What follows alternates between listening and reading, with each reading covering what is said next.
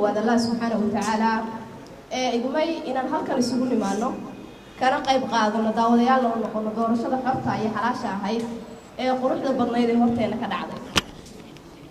مركل بعد وحنم هذا علينا يا مسؤولين تا حلالك الدولة دي هايسة هالكن وقت جود كوب بحيي إن أوجادان وحكا دعيي ولو أن شعلاين ويماذا وسيركي لأن يردمه هدو شوق وسير كان العسومة هي سيو مجعابستك جدبه دورشة مدة الله مدة اللي يرضى أو خبصة قبل الله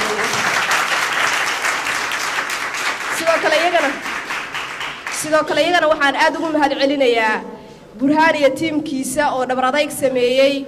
هوشنا هل كان سو جارسيي ما أنت ركان حلة كوري كرتو قدومي حنا نكوري تيجي shaqadii uu qabsan lahaa iyo waliba liibaan cajiib oo isagoo ahaa laf dhabarta barnaamijkan halkan keentay haduu liibaan cajiib uusan isagu ka shaqayn lahayn gudoomiye isagoo ah magacaabis raadsan lahaa waa huba inuu heli lahaa laakiin wuxuu ka doortay si horumar u socdo in sidan ay hore ugu sii socoto doorasho cod iyo qofna lagu kala baxo sidii asagu uu ku yimid sidaba dhammaantii waa mahadsantihiin intaa markaan kaga soo laabtay waxaan aad u dhaliilayaa gabdhaha ku jira warbaahinta ee gobolka Mudug waxay ahayd inaan doorashada tartanka ka arkay gabdho laakiin nasiib darro waxay gadaal ka riixdeen wiilal idinkoo heli kara idinku inaad riixdaan kii hore gudoomiye ku xigeenay ahaayeen laakiin maalin walba masraxnimo ku loolamaan inuu soo noqon bay ahayd maanta gudoomiye noqotaan oo meeshii aad joogtay ka soo baxdaan hayeeshee waxay noqotay maanta dib baa kaga dhacdeen xitaa gudoomiye ku xigeenkii baa banayseen gabadhu shal ha timaado berri ha timaado saadanba ha timaado waa gabar mar walba ee gabari joogta meesha way ka aaminaad badan tahay mar walba oo wiil joogo wiilasha raalli aadaano laakiin gabdhuhu waa inay ka muuqdaan meesha mar walba way ka saameyn badan tahay mar walbana way ka horumar badan tahay inkastoo waxyaabaha qaar mararka qaar xumaan loo tiiriyo laakiin haddana bedelkeeda ma mid ay ku gaaraan gabdhaha halkan jooga waxay kaga bedelan yihiin guud ahaan gabdhaha jooga dunida waliba gabdhaha Soomaaliyeed waa gabdhaha aad u adkaysi badan maadaama ay gabdhaha aad u adkaysi badan yihiin oo wax walba xamili karaan haddana maysan ahayn inaad kaga hartaan maanta idinkoo 7 mise 6 baa ku fadhiisiin meesha inaad wiilal gacan siisaan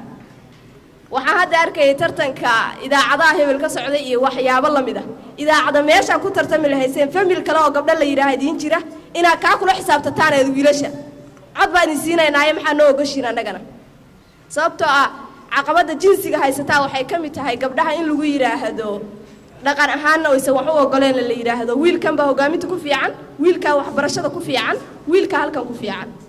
daas way taa waxaan kula dardaarmayaa maanta u sameyn weyseen inaad tartantaan laakiin taa inaad ka gudubtaan aan kula dardaarmayaa midiina maanta soo gashay midda bari soo gashay iyo midda saadama soo gashay ururka saxafiyiinta gabdhaha gobolka Mudugna inaad dhistaan waa la rabaa